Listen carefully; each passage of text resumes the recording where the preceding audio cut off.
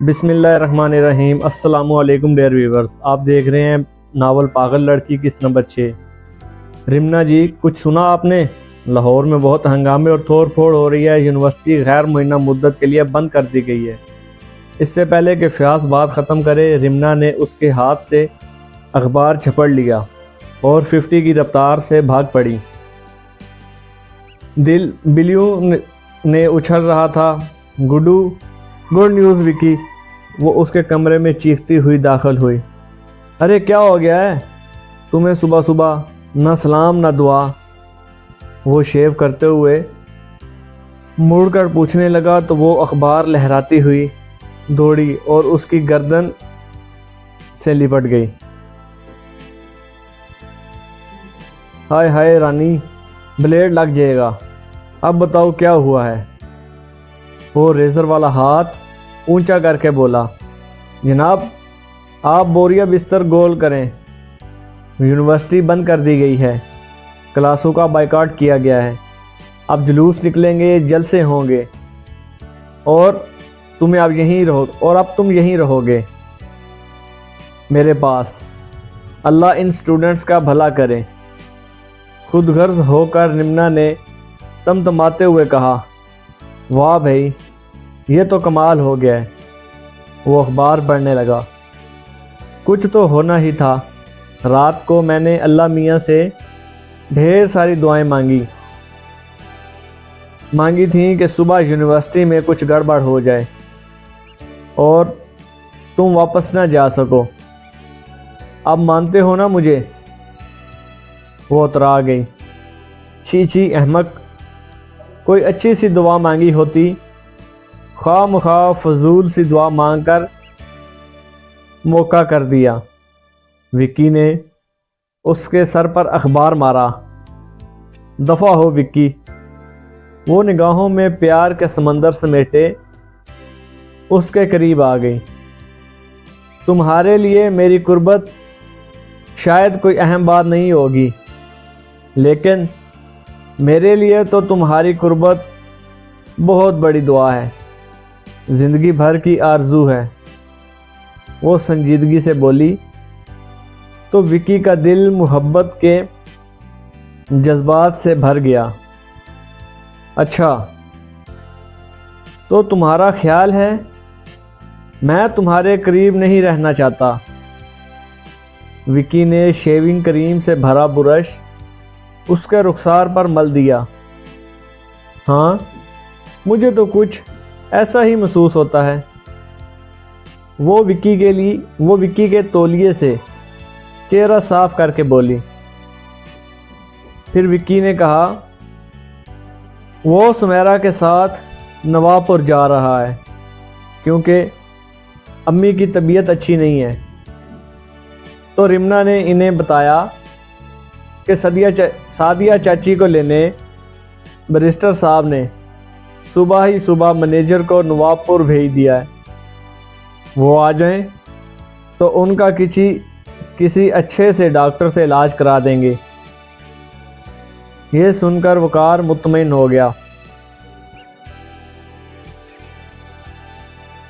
تبھی دروازے میں فیاض کی صورت نظر آئی تو رمنا نے منہ بنا لیا۔ یہ حضرات کباب میں ہڈی بنے ہر جگہ چلے آتے ہیں، لیجئے، وہ تشریف لا رہے ہیں، آپ کے لاڈلے کزن صاحب۔ وہ باہر جانے لگی تو فیاض نے رستہ روک لیا۔ رمنا، یہ آپ ہمیں دیکھ کر غائب کیوں ہو جاتی ہیں؟ ہمارے پاس بھی بیٹھے باتیں کیجئے نا۔ وہ لاڈ سے بولا۔ ہاں رمنا، فیاض ٹھیک تو کہتا ہے، تم پر سب سے زیادہ حق بنتا ہے اس کا۔ وقار نے طرفداری کی تو رمنا پڑ گئی۔ حق بنتا ہے؟ جیسے میں نیلامی کا مال ہوں۔ چھی کہیں کا۔ اسے وکی پر غصہ آ گیا۔ وہ کمر پر ہاتھ رکھ کر مڑی۔ فیاض بھائی، میرا خیال ہے ایک دوسرے پر نظر پڑتے ہی ہم دونوں میں سے کوئی چپکے سے لا حول ولا قوت پڑھ لیتا ہے۔ وہ معنی خیز طریقے سے کہہ کر چلی گئی۔ ناشتے کی میز پر سبھی موجود تھے۔ باتوں کے ساتھ ساتھ پیٹ پوجا بھی ہو رہی تھی۔ رمنا نے بریسٹر صاحب سے کہا کہ وہ پشاور فون کر کے حامدہ بیگم سے واپس آنے کے لیے کہیں، کیونکہ اب ماموں تو صحتیاب ہو چکے ہیں۔ بریسٹر نے کہا کہ ان کی چندہ بیگم سے فون پر بات ہوئی ہے، وہ جلد ہی واپس آ جائیں گی۔ ویسے وہ شکایات کر رہی تھیں کہ تم نے نہ تو انہیں فون کیا ہے نہ خط لکھا ہے۔ ڈیڈی، میں جب مما کو فون کرتی ہوں تو وہ ہسپتال گئی ہوتی ہیں، اور خط لکھنے کے معاملے میں ہوں ہی سست۔ ویسے میں نے انہیں پرسوں خط پوسٹ کیا تھا، آج یا کل مل جائے گا۔ وہ توس چباتی ہوئی بولی، اف توبہ رمنا، تم خط لکھنے کے معاملے میں سست ہو، خدا جھوٹ نہ بلوائے۔ روزانہ تم شازی کو خط لکھتی ہو، بلا ناغہ میں پوسٹ کرتا ہوں۔ ایاز کان چھو کر بولا تو رمنا نے جھٹ صفائی پیش کی، شازی بھی تو مجھے روزانہ خط لکھتی ہے۔ ہائے فضلو، سنا ہے تم پتنگ پکڑتے ہوئے چھت سے گر گئے تھے۔ رمنا اچانک بات بدل کر پرانے ملازم سے پوچھنے لگی، تو اس نے منہ سے کپڑا ہٹا کر بتایا کہ سامنے کے 2 دانت ٹوٹ گئے ہیں۔ چھی، تو تم نقلی دانت لگوا لو نا، تمہاری تو شادی بھی ہونے والی ہے۔ رمنا نے ہمدردی سے کہا، سرکار 300 روپے لگتے ہیں۔ وہ افسردہ ہو گیا۔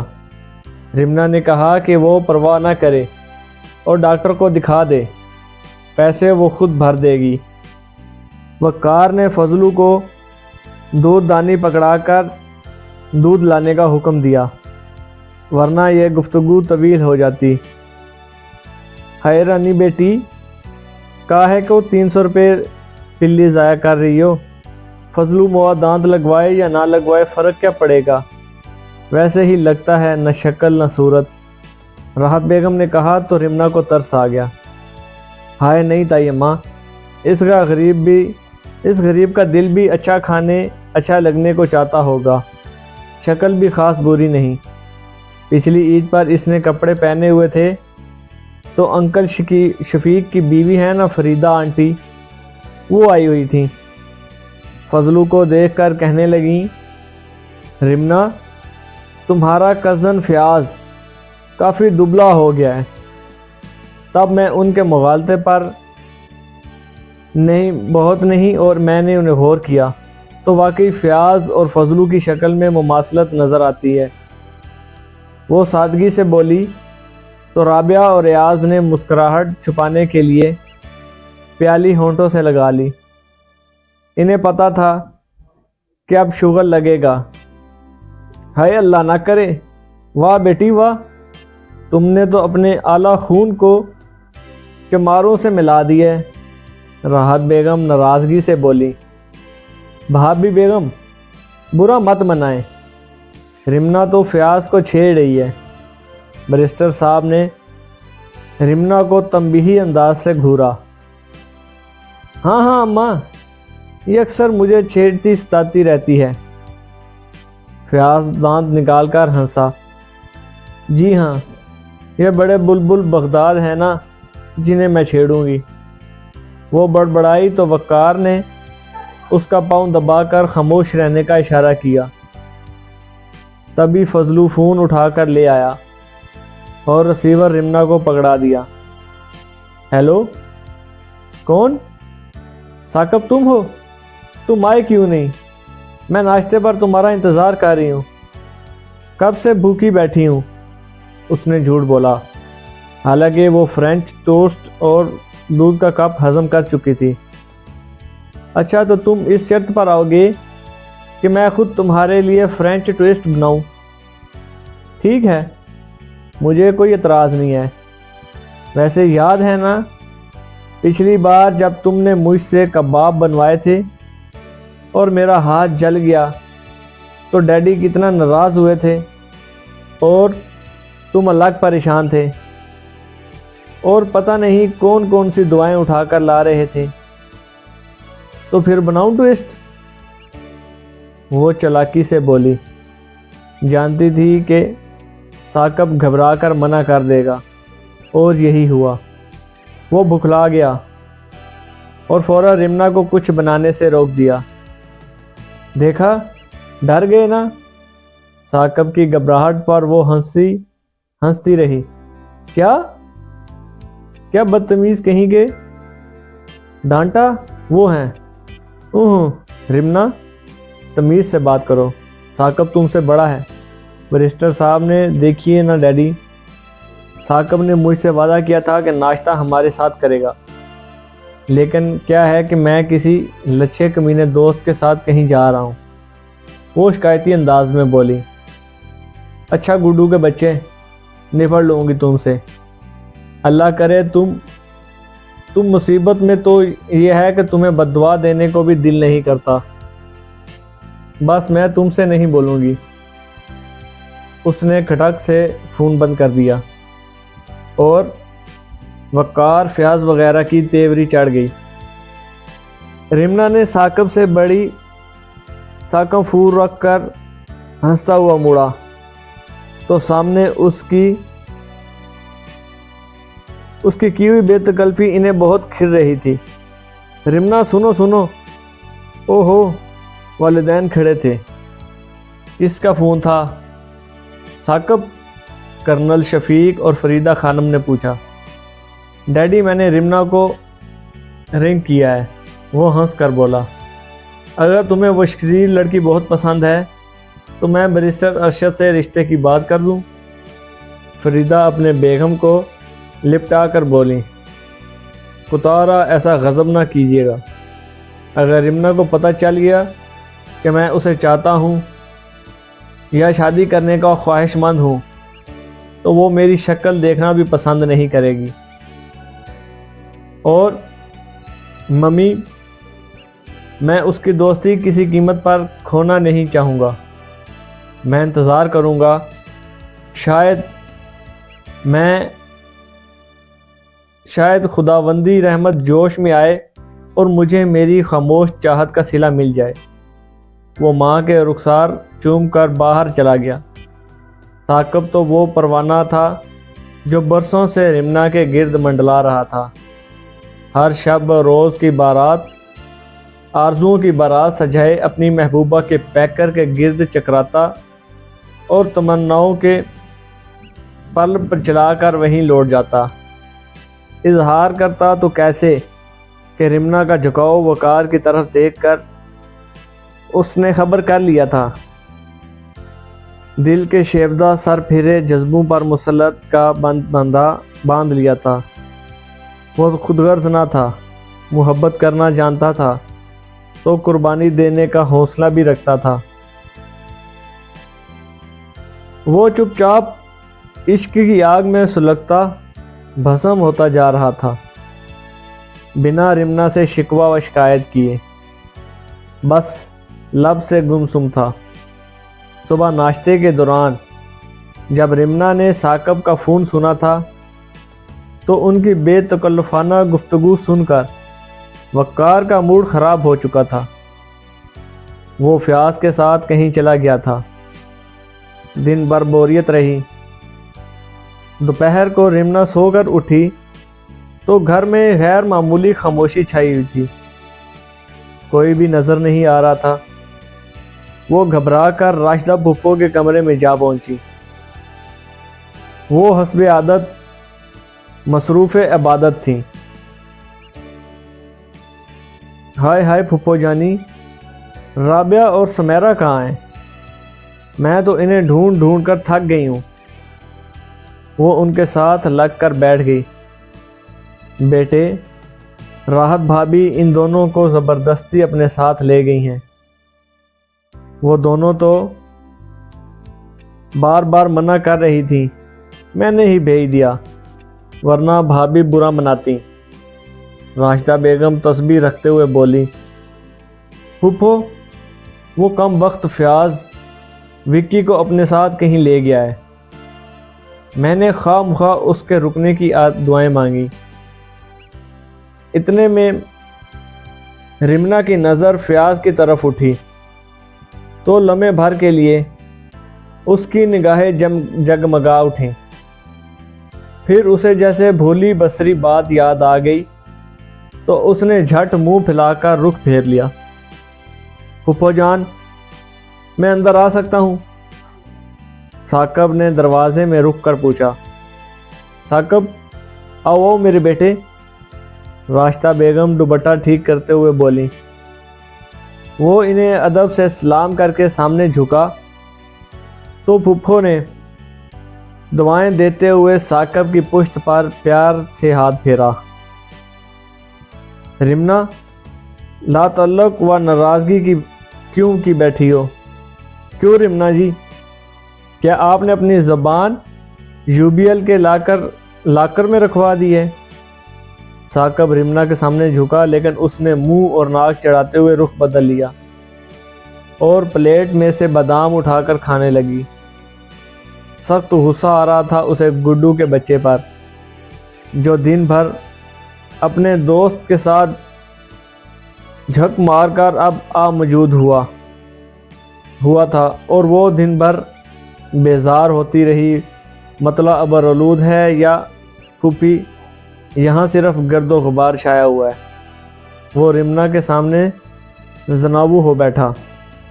باپ رے باپ، یہاں تو زلزلے، طوفان اور دھماکوں کے آثار ہیں۔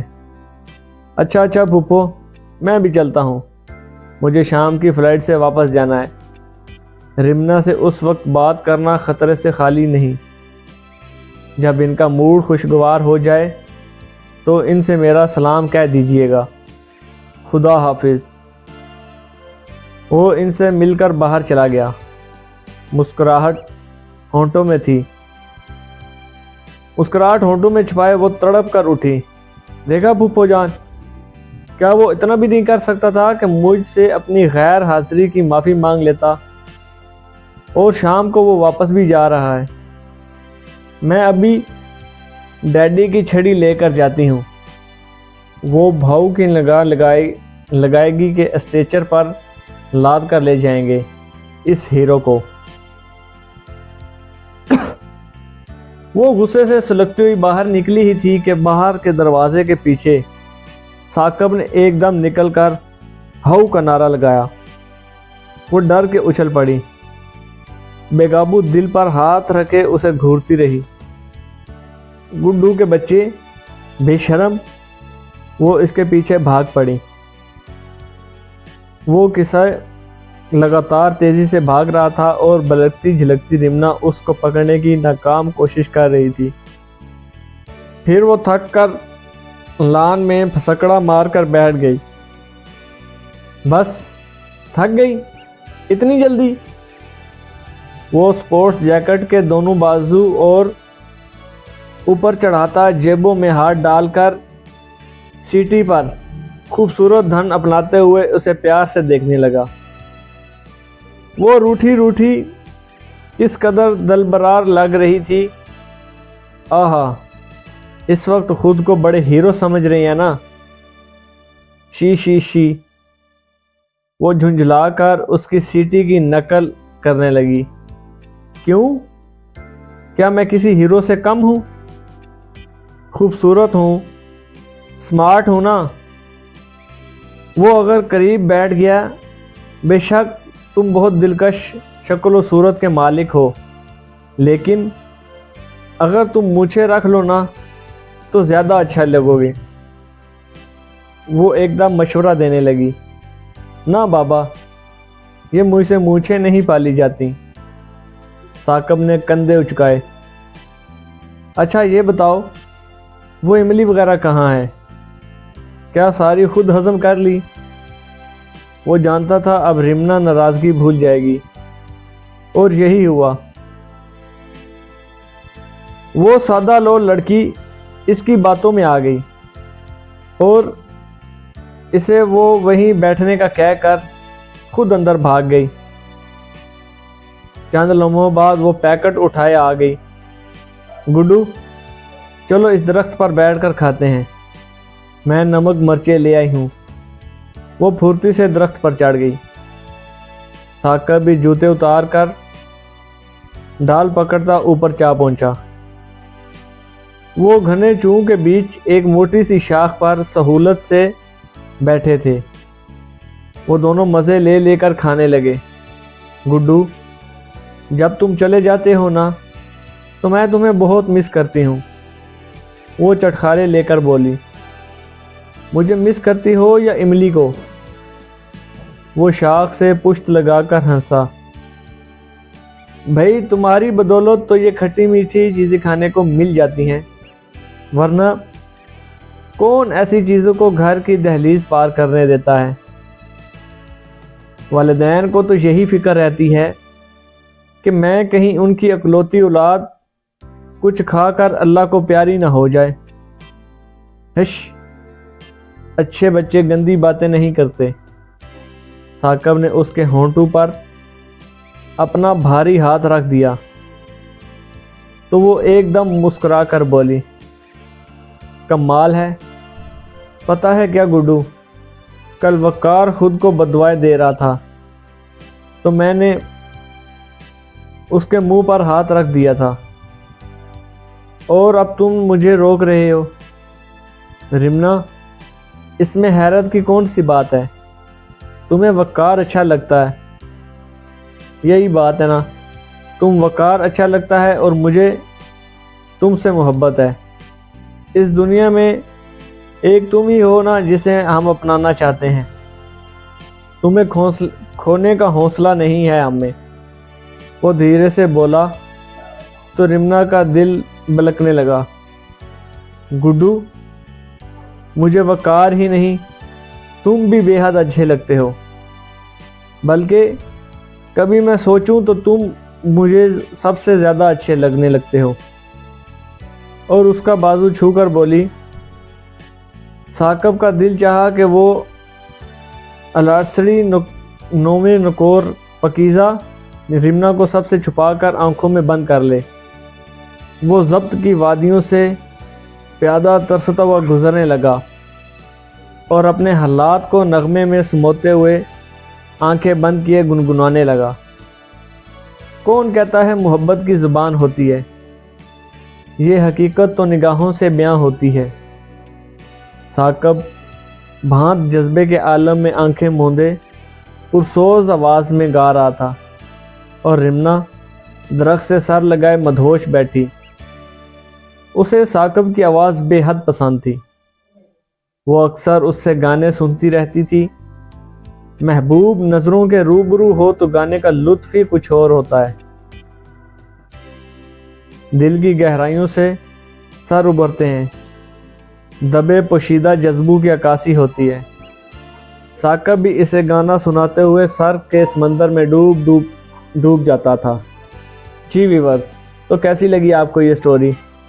अगर आपको मेरी स्टोरी पसंद आती है तो काइंडली चैनल को लाइक करें, सब्सक्राइब करें और शेयर करें। बहुत